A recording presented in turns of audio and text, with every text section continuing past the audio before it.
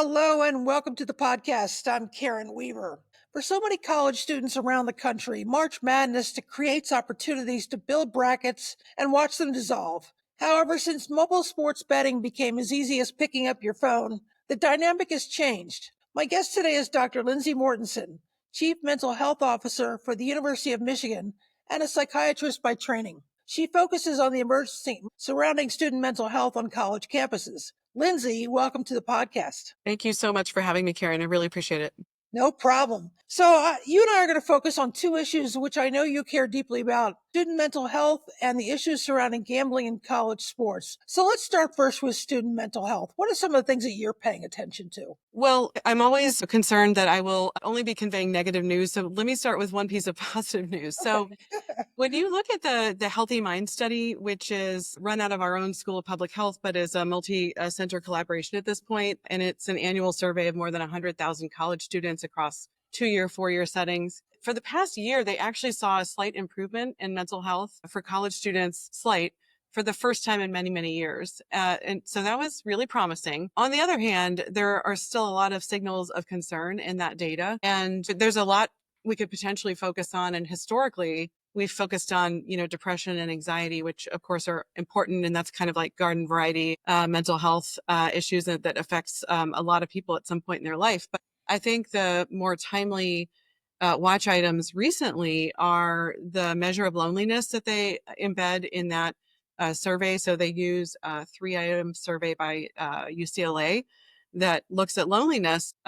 Between 21 to 27% of the more than 100,000 college students surveyed last year reported often feeling left out, isolated, or lacking companionship. That's a lot. And there's not a subgroup analysis in that data, but I suspect there are some people more at risk. And this has been one of the big concerns coming out of the pandemic, is that we have a lot of students who had missed social experiences, missed work experiences, traumatic experiences with their families, and that we're still seeing kind of the tail end of that. So that's a watch item. I think another watch item, and just looking at sports specifically, and this is something that was really highlighted in the recent Chronicle article about the perfect storm of sports betting right now, is that compared to when I was a Division I college volleyball player a long time ago, you now can transfer much more easily between schools. You have a social media account. You may be negotiating NIL deals. There's just a level of vulnerability and image maintenance that makes me very curious and concerned, particularly in some of the sports that are more body and weight conscious. And as I learned listening to one of your other earlier podcasts, female athletes in particular are not getting the majority of endorsements, but the kinds of endorsements they're more likely to be offered, I'm not sure are the kind I would want for my own daughter, right? And so I think that's also a watch item for sure. Yeah, we've got, you've got the University of Michigan Ann Arbor campus that you keep an eye on. Over the course of a day, a week, a month, what kinds of things do you see generically? Yeah, so generically, I mentioned the garden variety anxiety and depression. On a large, diverse campus like ours, public university, where we have a lot of out-of-state students, a lot of international students, also a lot of in-state students, you really see the full spectrum of mild to moderate distress all the way up to acute mental health, psychiatric crisis. And as you know, the age group when most traditional students are with us, kind of 18 to 25, sometimes older, the brain is still developing. And it's often a time when people will have a first break or their first major severe episode of one of these mental health conditions. And so a lot of the work we're doing is trying to prevent the crisis to begin with at one end of the spectrum, but then at the other end, trying to make sure all the systems and safety nets are in place so that we can help students as much as possible achieve their goals, right? Because most students, they want to finish their degree and they want to stay in school. So yeah, it's everything from social anxiety, really common phobias. I mean, we have students who, and this is just human, right? Have a specific phobia that's like claustrophobia, and they can't get on a plane to go to their first job interview, or have social anxiety and don't take certain classes because there's a public speaking component. So that I would say is on the less severe end of the spectrum. But of course, we also have post-traumatic stress disorder, bipolar disorder, first break psychosis. And speaking of another watch item, the potency of THC in marijuana now is just, so much greater than it was 10, 20, 30 years ago when many of us were in college. And a lot of students don't know the potency of the kind of THC they're using. And when you look at the Healthy Minds data, it's like a third to sometimes a half of students who are using THC in some capacity. And that can create risk for psychosis and motivational and learning problems too. So it's a big concern. Yeah, I mean that's huge. And of course, when we talk about sports gambling and we talk about the accessibility of the app on the phone and how quickly they try to engage you and keep you engaged, do you see the two as being mutually exclusive, or do you see those who are more likely to gamble and gamble a lot who also have some of these other mental health challenges? Well, the short answer is that it's not well studied. So I guess we'll talk about that later. But I actually think there are some timeless learnings from other drugs and substances of abuse, which is that these two things often travel together, right? So if you have a really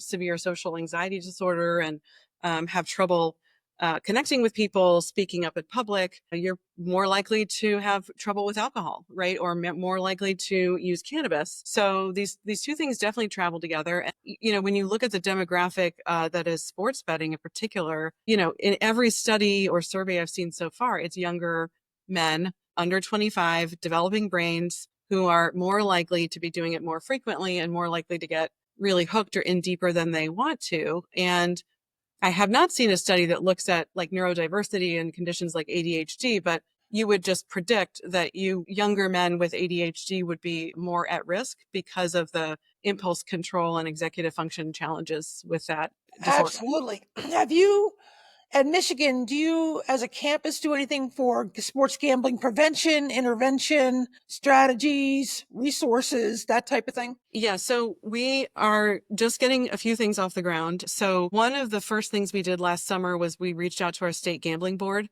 in Michigan and just said, hey, can we learn from you? Because we're not sure we have the right vocabulary, that we understand the full scope of the issue, in particular with online sports betting. Because, we weren't so much worried about students going to land-based betting sites as much as the online, which is really new in Michigan. So we learned a ton from them. And then we were like, okay, now we have the right language. We're going to do a survey of students.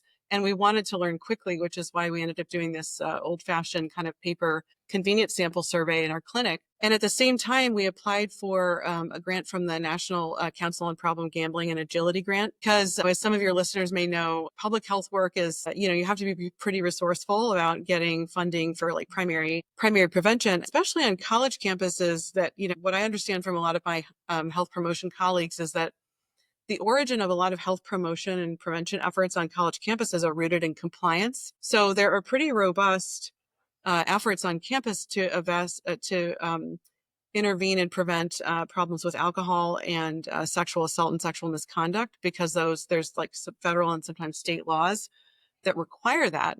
The dollars are not necessarily there for some of the other areas of harm that are not associated with rules and legislation. So I would say we felt like we were about to get very quickly behind the curve. And that's why we did that survey. And so now we have, with the Agility Grant, have hired 2 part-time students to help design a prevention program and some educational modules that we will be probably rolling out this fall. Wow, those will be interesting to see.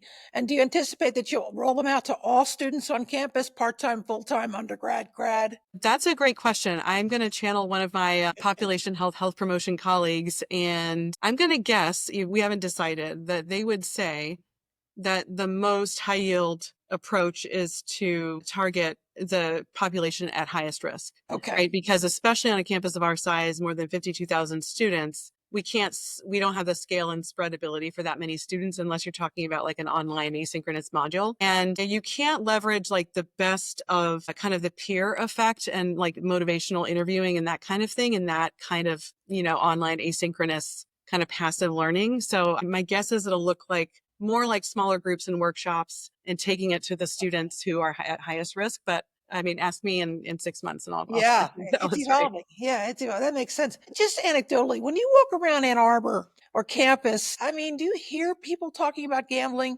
particularly around sports? So I think, yes, in my neighborhood and with friends and colleagues, because, and I do sometimes just bring it up, especially with friends and colleagues who have teenage or preteen boys or college students who are, young men. What I hear a lot about from students is that it's showing up in the bar, on dates, and when they're kind of sitting around the fire, so to speak, like watching sports with their friends. And so I'm definitely probably not the best gauge of how much chatter there is, but I have heard, and this is anecdotal, but I've had dozens of conversations with people who have shared things like, I can't even enjoy a game anymore if I don't have multiple bets going.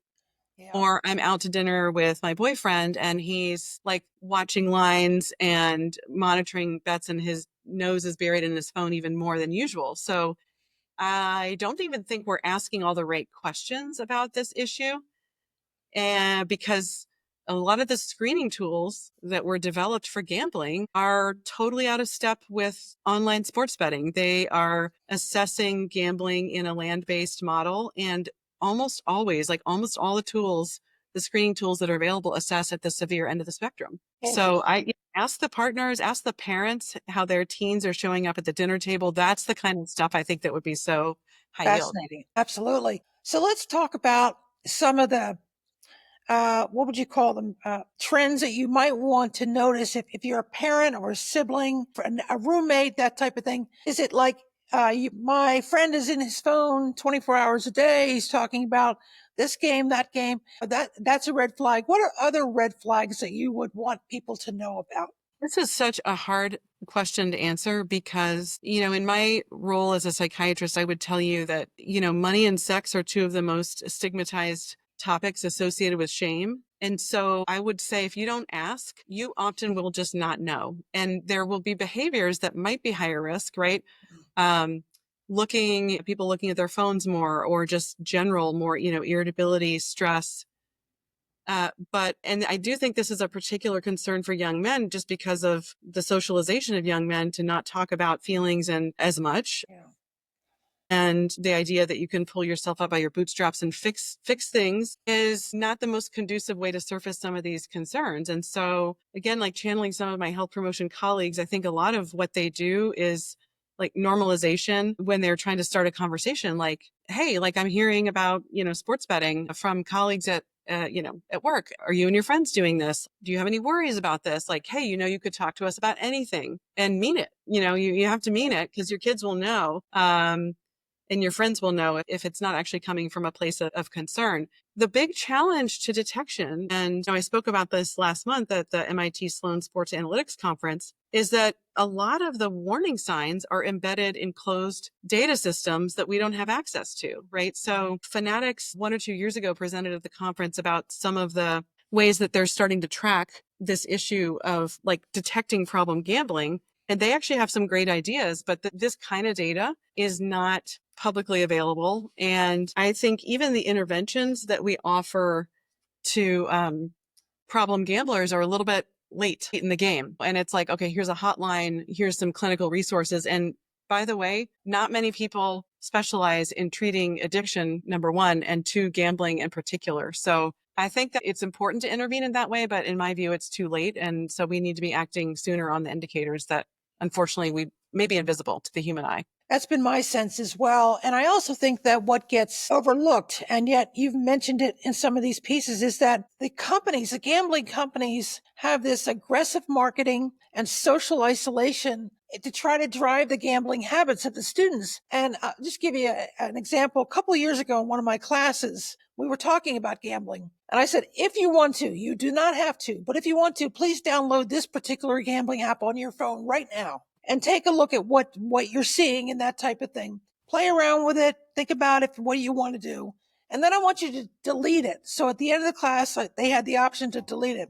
I had to come in the following week and I said, so do you remember that gambling app I had you download? All of them had data all over their phones about gambling, whether it was ads or emails to try to get them to come back into the gambling sphere. That was staggering to me. And I thought to myself, this is a whole industry built on capturing and keeping you there. Entirely. I mean, customer acquisition is the name of the game. And unfortunately, I think we're all guilty of this. I certainly am. When you sign up for a new app or technology, you get the terms and conditions Yes. and it's really long and there's lots of fine print. And most of us will click accept without really realizing what we're consenting to. And sure enough, there's a lot of information gathering and then about you and possibly connecting to other accounts that you have. And then it makes it very hard. And this is something, this is what's called sludge in the industry. Like it's extremely hard to extricate yourself, right? Like it's very easy to establish an account, very hard to close an account and kind of get out of those systems completely to make a clean break. Yeah. Definitely. I had David Purdom on the podcast, about 18 months ago. He writes for ESPN on gambling. One of the things he talked about was this geofencing that campuses can put around, so that presidents are aware that if they suspect a gambling ring or some kind of serious, they can actually ask for the phones and track the data. Are you aware of that being successful? I know it was used, I believe, in the Iowa and Iowa State baseball gambling scandals a couple of years ago. But I think there's some challenges in the courts about that right now. What can you tell us about that? Yeah. So my understanding is, this is a third party company that has this technology. I'm not expert in it, but I have often run the thought experiment in my own head of at the sort of like encouragement of like some colleagues who I've been chatting about this with of, if you were to turn that on over any building of any college campus in America and detect betting patterns during the workday, what would you find? And the reason I like this thought experiment is because I think there's going to be a lot of challenges to just actually having colleges and universities monitor this or enact their own standard practice guidelines or rules and regulations. But they might get more interested if they thought that, there was 20% lost productivity in their workforce. And if there were, for example, employees who were targeting their own student athletes. And there are some universities that prohibit, as you know, betting on your own athletes at your own institution. I think it's just a small handful, but I think it's a fascinating tool. And I also imagine there would be a lot of big feelings and reactions to universities using this. But there's a lot more attention on cybersecurity and how people are using the wireless networks on campus. And so I think it's reasonable to have that curiosity. I don't know what the appetite is for actually doing it. Yeah, I do too. But I think it's important for presidents to realize that they do have tools at their disposal, if something comes up. Another thing that you've talked about, you posted this on LinkedIn, was this NCAA threat matrix put out by the Signify groups, which I went to look to see. I had not heard of that group. And it sounds like it started in Europe, with all the betting that goes on in Europe. Now, note to all, Europe is so far ahead when it comes to data privacy and protection than the United States. Is not even funny. But what the NCAA acquired from that information and what this group found in our gambling on college sports was staggering. Do you want to run through a couple of those things that we saw? Sure. Yeah. And first of all, I just have to show viewers, because I think a picture says 1,000 words. Like this is the cover page of the report, which is basically a warning about explicit violent content Yes. that you're going to read. That's the cover page. I've not seen that before on any NCAA report. Correct. Or any college health report for that matter. So that's number one. But this study conducted by a third party firm looked at a range of championship events in the NCAA last year, 2023. And they monitored a range of social media accounts, X, Instagram, Facebook, TikTok, for targeted online abuse and threat of not only athletes, but officials and staff and coaches. And it was pretty sophisticated study because they looked at 39 different languages. Now, I want to say, I think a major limitation of this, and this is like an old fashioned way of harassing student athletes, is that they say this, they did not proactively monitor athletes and officials' private direct messages or emails. And that's remains a huge problem with, publicly available email accounts, is that students will get hate mail that way. So this is just a slice of the overall puzzle, but they looked at male and female sports, revenue generating, non-revenue generating, and they categorized 16 different types of online abuse and looked at the most common, who was most likely to be targeted. And sure enough, the themes are, sports betting and match fixing, but also sexual harassment, gender-based harassment, and threats of violence. And I think one of the things that I keep coming back to is the gender differential here. So yeah, I'm going to back up here and just say that, when you look at the NCAA's guiding principle, document, in their governance document, there are 8 of them. And of those 8 guiding principles, it's top of the cover page, the title page. One of them is student athlete health and well-being, and one of them is gender equity. Right.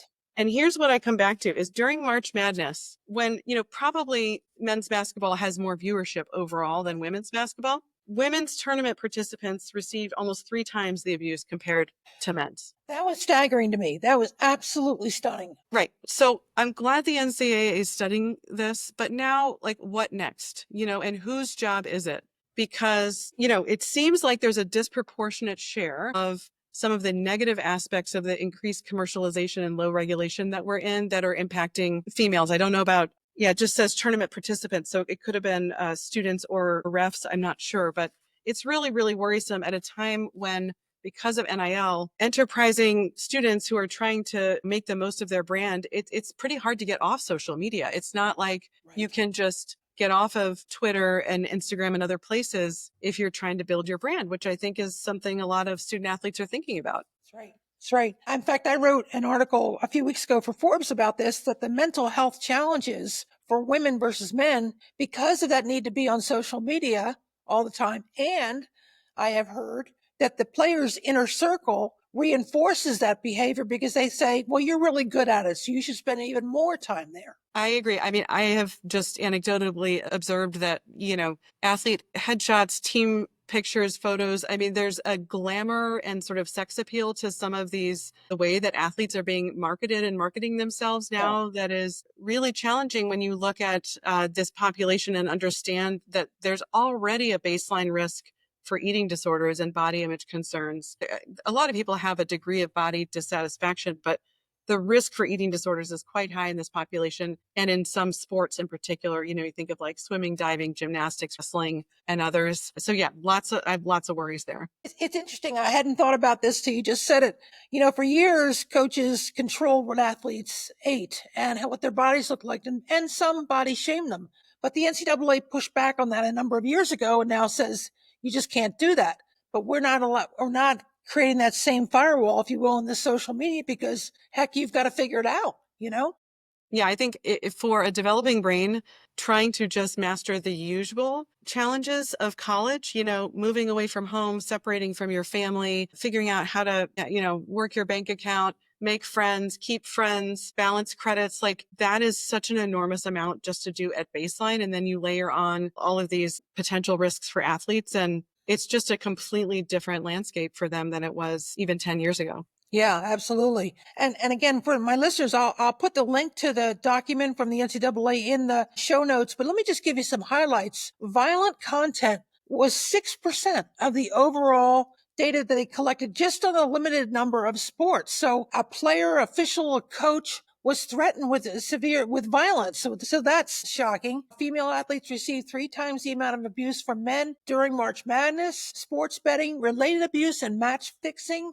allegations made up 12%, 743 instances from last year, more than the racist abuse. It doesn't help when the UConn men's basketball coach comes off the court and yells that the match was fixed to somebody in the tunnel. Those kinds of things don't help. And of course, sexual abuse was the most prevalent type of content used to target athletes, obviously, typically more women than men. So this was long overdue, this kind of report, but I really wanted to talk to you about it because I don't think it's getting enough attention in this era about what's going on. And this is an era of clicks, views, subscribers, all those kinds of things. And yet these are 18 to 24-year-olds trying to figure out all the things that you mentioned. Yeah, I mean, I was just thinking about this the other day because there's a prominent pediatrician and author who posted something recently that said, like, up until the age of 25, young adults still need a lot of like support and assistance and some degree of protection from some of the biggest threats. And the reason for that is because the brain is dynamically still growing, remodeling up until the middle of that 3rd decade of life. And she's right.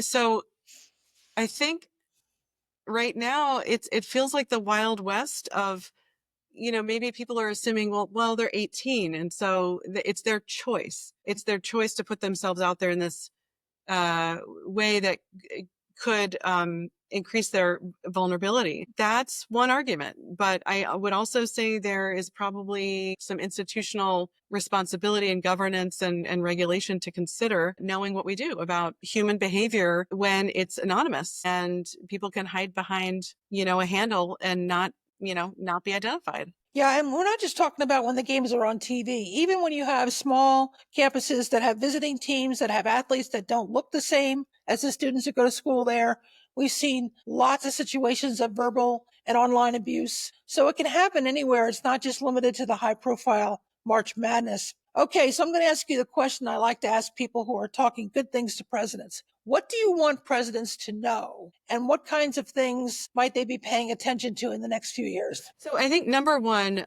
we need better data and research to understand this. I think anytime you have an emerging public health threat, that's the best way to understand how we can make things better, right? So we've seen that many, many times over history, whether you have a novel virus or you have a new street drug, right? And their deaths are increasing. You need data. And so here's the challenge with understanding this issue better in particular. Research funding tends to fall into two domains. One is by disease domain, right? So federal funding, a lot of private grants will track specific diseases, Parkinson's or cancer. That's good. And of course, some goes to addiction and mental health. But again, a lot of it's disease specific. So there's not a big pot of money out there to study sports betting in particular. Number two, the other major category of funding relates to life stage. So you'll see, people applying for grants related to geriatrics or pediatrics, or this huge swath of adults, 18 to 64. Well, guess what? Like college students and sports betting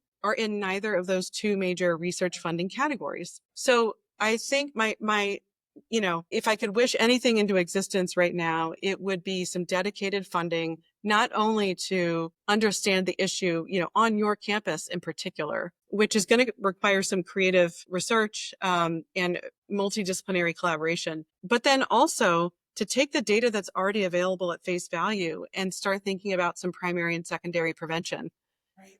And here's the other thing. I mean, on the tertiary end of the prevention end of the spectrum, most colleges don't have enough mental health resources already. Most of them definitely do not have addiction specialists. They just don't. They're hard to find. And it's a little bit like finding a unicorn. And, I think there are still some people who just culturally believe that like alcohol, drugs, a lot of vices are kind of part of the college experience. And actually, we know from national data that many students choose not to engage in these behaviors. But for the ones who do, I think the risk of students dropping out, stopping out, not being able to finish their degree because of financial stress is huge. And so I think there's an economic case to be made for places that do have enrollment pressure to support student mental health, again, across that whole continuum, not just the garden variety, homesickness, got my first C breakup, but like get curious about that other end of the spectrum and support those students in that research as well. Yeah, it's a great point. And it requires, I think, a cultural shift as well, admitting that we've got a wider range of problems than we used to have. And so how do we address the issue today?